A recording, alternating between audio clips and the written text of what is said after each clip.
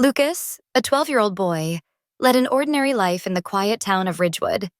One night, after a typical day of school and soccer, Lucas fell into a deep sleep. But his dreams that night were far from ordinary. In his dream, Lucas found himself at the edge of a dark forest. The trees were twisted and gnarled, the air heavy with the scent of decay. An ominous silence filled the space, broken only by the rustling of unseen forces. Despite the fear gripping his heart, Lucas was compelled to enter the forest. The deeper he ventured, the darker it became, until he could barely see his own hands in front of him. As Lucas tried to turn back, he realized the path had vanished. Panic set in, and he began to run, the darkness chasing him. Suddenly, he saw a shadowy figure between the trees, a tall, gaunt creature with glowing red eyes and twisted features. The figure moved toward him with deliberate slowness, savoring the terror it was causing. Lucas tried to scream, but no sound escaped. Just as the figure's skeletal hand grabbed his wrist, Lucas jolted awake, drenched in sweat. The next day, Lucas couldn't shake the feeling of dread.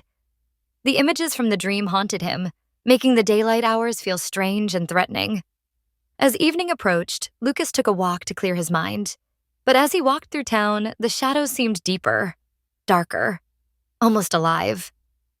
He couldn't escape the sensation of being watched. Rounding a corner, Lucas froze.